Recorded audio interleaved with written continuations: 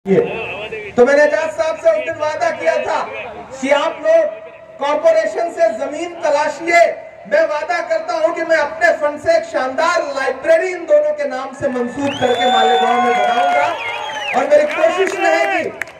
कि यहाँ तालीम पर कुछ बुनियादी काम हो सके। लोग आएंगे जाएंगे वो सब परवाह छोड़ दीजिए, मैं कुछ बुनियादी काम के लिए तमाम सियासी रहनुमा आपके बीच में आते होंगे जो आपसे कहते होंगे कि आप हमारे साथ खड़े होइए तब हम आपकी लड़ाई लड़ेंगे। लेकिन मैं यहां खड़ा होकर अगर ऐलान कह सकता हूं कि मैं वो आदमी हूं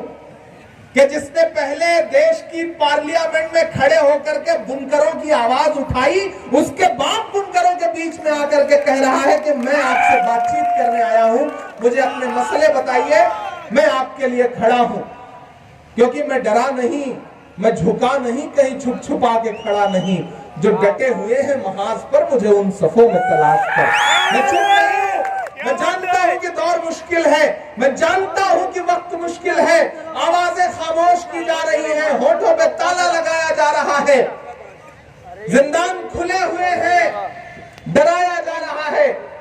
लेकिन मैं उसको गवाह बना के कहता हूं कि एक लम्हा भी पिछले तमाम वक्त में ऐसा नहीं गुजरा है जब मैंने आपकी परवाह के बगैर गुजारा हो और बिना आपके लिए लड़ते हुए गुजारा हो। चाहे वो सड़क हो, चाहे वो पार्लियामेंट हो, आपकी आवाज बनकर के दोनों जगह मुसलसल पूरी मजबूती से बोल रहा हूं। इसलिए मैं आपसे ये कहने आया हूं साथियों कि वक्त की तब्दीलियों को पहचानिए, वक्त के साथ चलिए। मायूस होने से काम नहीं चलेगा, मुत्तहिद होने से काम चलेगा। इन दिनों जब मैं कभी सोचता हूं तो मैं मौलाना आजाद को अक्सर याद करता हूं और उनका जामा मस्जिद की सीढ़ियों पर दिया गया वो तारीखी भाषण भी याद करता हूं, जब उन्होंने वहां खड़े होकर के ये कहा था कि अजीजों, तब्दीलियों के साथ चलो, घबराओ मत, ये मुल्क तुम्हारा है, ये मुल्क हमारा है और इसकी तकदीर के बुनियादी फैसले तुम्हारी आवाज के बिना अधूरे रहेंगे। मैं अक्सर इसे याद करता हूं और ये सोचता हूं कि एक ऐसे वक्त में जब लोगों में कहीं ना कहीं एक डर है, लोगों को लगता है कि आईन को पामाल किया जा रहा है, जमहूरियत को कुचला जा रहा है,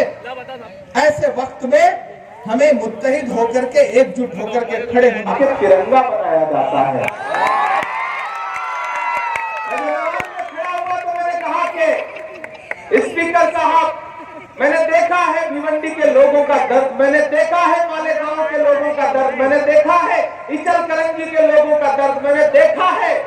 मऊ, मुबारकपुर, बनारस के लोगों का दर्द, मैंने देखा है टांडा का बर्बाद होता हुआ बुनकर उद्योग, मैंने देखा है त्रिची, गुंटूर से लेकर के, रांची से लेकर के, भागलपुर से लेकर के हिंदुस्तान के अलग अलग शहरों में जहां ये बुनकर समाज बड़ी तादाद में मौजूद है, उसके उद्योग को किस तरह साजिश करके बर्बाद किया गया। जब यूपीए की हुकूमत थी, यानी कि कांग्रेस की हुकूमत थी, तो आपको 30% कैपिटल सब्सिडी दी जाती थी, लेकिन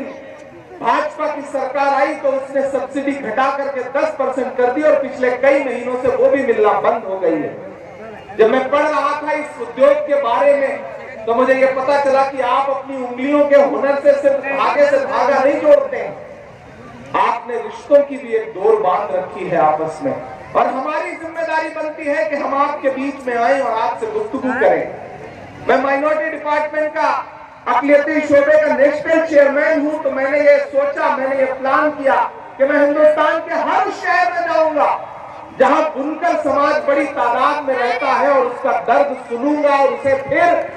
पलट करके जा करके हुकूमत से लड़ करके आपके लिए आवाज उठाऊंगा। जब हमने ये प्रोग्राम शुरू किया तो पहला प्रोग्राम हमने रांची में किया। अनवार साहब यहाँ मौजूद हैं,